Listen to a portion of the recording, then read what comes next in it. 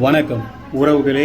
வெற்றி நிச்சயம். இந்த ஒரு விஷயத்தை நீங்கள் செஞ்சீங்க அப்படின்னா உங்கள் வாழ்வில் வெற்றி உங்களை தேடி பின்தொடர்ந்து வரும்.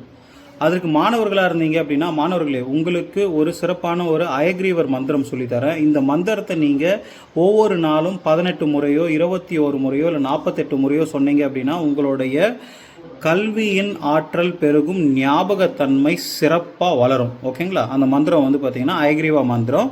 ஞானானந்தமயம் தேவம் நிர்மல ஸ்பதிகா கிருதிம் ஆதாரம் சர்வ விஜானம் ஹயக்ரீவம் உபாஸ்மஹே ஹயக்ரீவம் உபாஸ்மஹே ஹயக்ரீவம் உபாஸ்மஹே. இந்த மந்திரத்தை இன்னொரு வாட்டி உங்களுக்கு சொல்கிறேன், முடிஞ்ச அளவுக்கு கேளுங்க. ஞானானந்தமயம் தேவம் நிர்மல ஸ்பதிகா கிருதிம் ஆதாரம் சர்வ விஜானம் ஹயக்ரீவம் உபாஸ்மஹே ஹயக்ரீவம் உபாஸ்மஹே ஹயக்ரீவம் உபாஸ்மஹே.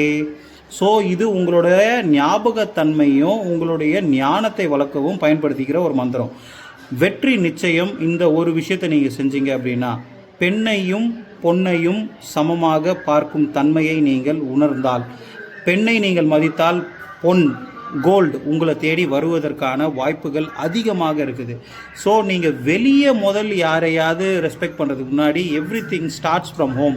எல்லாமே வீட்டில் இருந்து தானே துவங்குது. உங்கள் வீட்டில் இருக்கிற உங்களோட உறவுகள், பெண் உறவுகள், உங்கள் அம்மாவோ உங்களோட அத்தையோ உங்களோட மனைவியோ உங்களோட தங்கையோ உங்களை சுற்றி இருக்கிற பெண்களை நல்லா மதிக்க பழகி கொள்ளுங்க.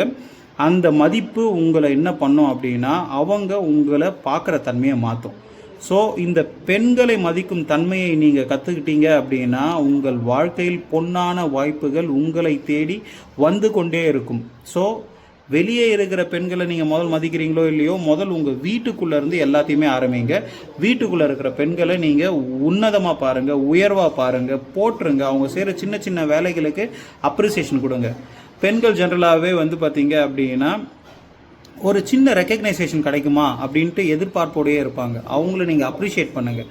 அந்த அப்ரிசியேஷன் அவங்க மனதை குளிர வைக்கும். அந்த மனது குளிர்ந்தது அப்படின்னாலே உங்களுடைய வாழ்வில் நீங்கள் சிறப்பான வாய்ப்புகளை ஈர்ப்பதற்கான எளிய வழியை உருவாக்கி விடுவீர்கள். வாழ்க வளமுடன். ஸோ அயக்ரீவர் மந்திரத்தை சொல்லி பழகுங்க. அது எந்த வயசு இருந்தாலும் கணக்கே கிடையாது. எப்போவுமே மனிதன் என்றவன் கற்றுக்கொண்டே இருக்கணும். எப்போ அவன் கற்றுக்கொண்டே இருக்கிறானோ அப்போ அவனோட வாழ்க்கையில் அவன் வெற்றி அடைஞ்சிக்கிட்டே இருப்பான். ஸோ ஸ்ரீ சுரேஷாய நமக. வாழ்க வளமுடன்.